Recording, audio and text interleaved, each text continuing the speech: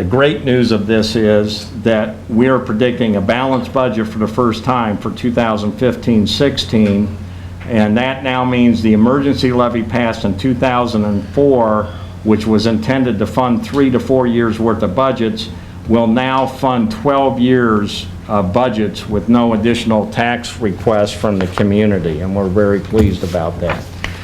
The bottom line, as you've always seen, is we're now predicting $7.8 million balance in 15-16 and a first deficit in 16-17 of $16.9 million. Again, that's a swing of $38 million from what you saw last October.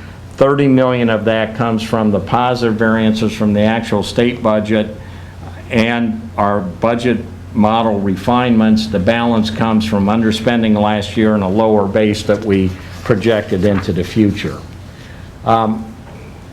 As I indicated, these budget refinements are a attempt at being a little more precise in budgeting and forecasting models, and we did this graphic to kind of illustrate that we're not getting wild and crazy.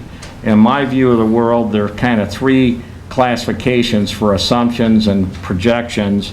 You're either conservative, moderate, or aggressive. And I would suggest that on this continuum presented in this chart, we have been conservative to kind of very conservative, and with some of these refinements we believe we're trying to move the needle a little bit to the right to moderately conservative. I would not characterize the assumptions in these projections as being moderate or aggressive in any individual area or category, but hopefully by moving a little bit further to the right on the continuum, we'll see where the historical average since I joined the district is we're 96.4% accurate on revenue and 96.1% accurate on the expenditure side. I'm hoping those numbers are going to move up into the 97.5% range of accuracy, still allowing some margin for unexpected negative occurrences, but trying to move us to adjust through these refinements just a little bit. We always have a couple key financial indicators we look at. The first I already mentioned, when current expenses exceed current revenue. We are a people business. Over 80% of our budget, salaries and benefits, and it's important for us to manage our biggest single expense. And the biggest variable in doing that are how many students do we have. And you'll see since 03-04, we've had a reduction of 24.9% number of students and a reduction in staffing through the projected years of 29.8%. So again, the lines are going in the same way. And just as a footnote, if we had gone 10 years prior to 2003, 2004, the lines would have been going in opposite directions. We were reducing students and increasing staffing. So we've kind of reset the table in 04 and we've maintained that discipline. The other key indicator that you've heard us talk about every year is we believe there's a structural imbalance if more than 85% of the budget is committed to salaries and benefits.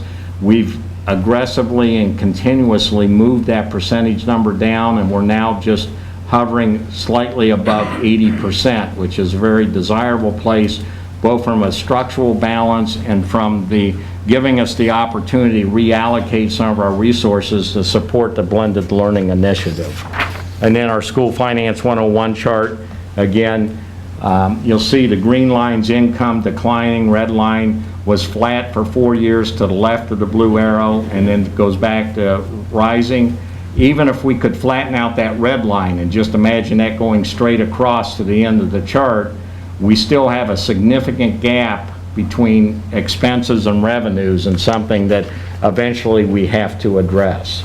And finally, our citizen committees members are here tonight, along with Pam, met last week on the 3rd and reviewed the assumptions, and the consensus of the committee was the assumptions are reasonable, the mathematics of it appeared reasonable, and the committee is recommending the board act favorably on approving the forecast.